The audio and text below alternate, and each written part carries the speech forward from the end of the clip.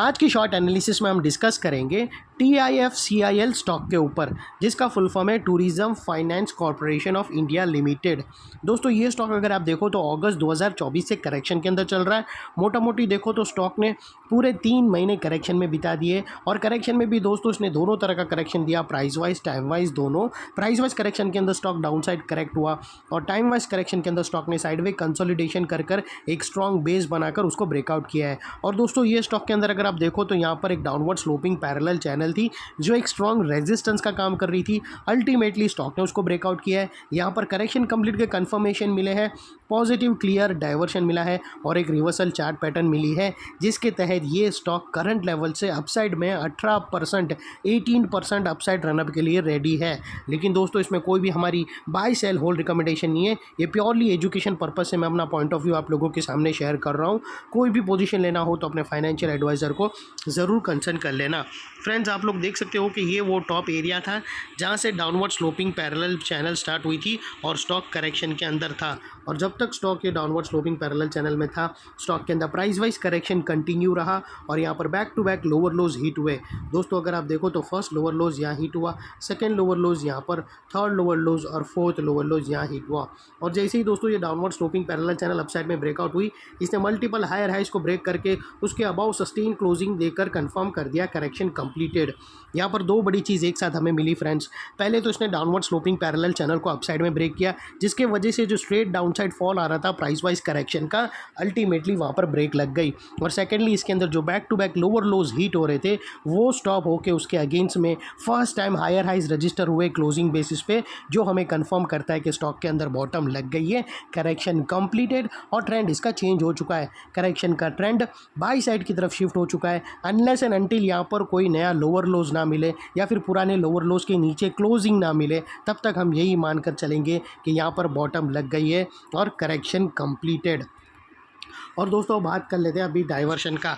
तो फ्रेंड्स अगर आप MACD डालकर चेक करो तो आप लोगों को यहाँ पर क्लियर पॉजिटिव डाइवर्शन विटनेस होगा। दोस्तों प्राइस एक्शन के जो लास्ट लोअर लो स्विंग है या फिर दोस्तों आप अपर लोअर लो स्विंग भी देखो तो यहाँ पर आपको डाइवर्शन विटनेस होगा।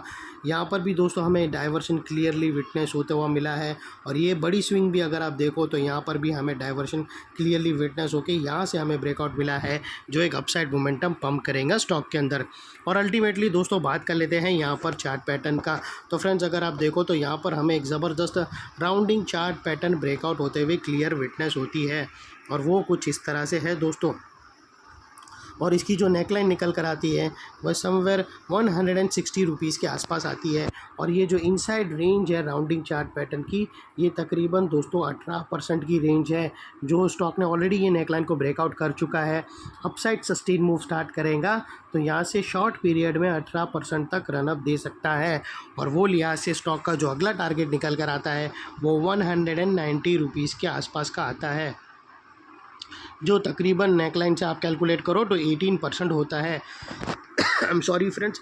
और दोस्तों याद रखना, जैसे ये स्टॉक 200 के ऊपर क्लोजिंग देगा तो इसके अंदर एक हायर टाइम फ्रेम की बड़ी पैटर्न ब्रेकआउट होगी, जिसके बाद ये स्टॉक के टारगेट और भी अपसाइड में रिवाइज्ड होंगे और अल्टीमेटली ये एक डबल धमाका का कैंडिडेट भी बनेगा। और दोस्तों यहाँ पर कुछ रेजिस्टेंस है जो ये स्टॉक फेस करेगा टारगेट से पहले, जिसको हम ब्लू में कर देते हैं। और बात कर लेते हैं स्टॉप लॉस की। तो दोस्तों यहाँ पर मल्टीपल ऑप्शन अवेलेबल है, आप अपने एडवाइज़र को पूछकर ATR की हेल्प ले सकते हो, या फिर फर्स्ट ब्रेकआउट कैंडल के लो के नीचे क्लोजिंग बेसिस पे, या फिर नियरेस्ट लोअर स्विंग। जो भी स्टॉप लॉस रखो दोस्तों, आपको इतना मेक श्योर करना है कि आपका risk to reward ratio at least 1:2 या मिनिमम 1:1.5 रहना चाहिए। और फ्रेंड्स नेकलाइन के पास का ये एरिया बहुत ही इंपॉर्टेंट एरिया बनकर अभी खड़ा है, क्योंकि अगर आप देखो तो मल्टीपल पॉजिटिव फैक्टर्स यहाँ पर ही एक्शन में आते हुए मिले। दोस्तों यहाँ पर ही हमने downward sloping parallel channel upside में ब्रेकआउट होते हुए मिली, यहाँ पर ही हमने लोअर लोज हायर राइज में शिफ्ट होते हुए देखे, यहाँ पर ही MACD के through clear positive diversion witness हुआ, और यहाँ पर ही दोस्तों एक reversal chart pattern rounding chart pattern breakout होते हुए मिली। तो वो लिहाज से दोस्तों ये एरिया जो अभी तक एक स्ट्रॉन्ग रेजिस्टेंस था वो अल्टीमेटली स्ट्रॉन्ग सपोर्ट बनकर खड़ा है। और दोस्तों इतने बड़े स्ट्रॉन्ग सपोर्ट के नीचे क्लोजिंग बेसिस पे तुम्हारा स्टॉप लॉस रहना चाहिए, जो आसानी से हिट ना हो, और बाय एनी चांस अगर क्लोजिंग बेसिस पे हिट हो जाता है तो दोस्तों नो इफ़ नो बट सीधा स्टॉप लॉस देकर ट्रेड को वाइंड अप कर देना। ये थी हमारी शॉर्ट एंड स्वीट एनालिसिस। अच्छी लगे तो प्लीज़ चैनल को लाइक शेयर सब्सक्राइब ज़रूर करना। Thank you. जय हिंद।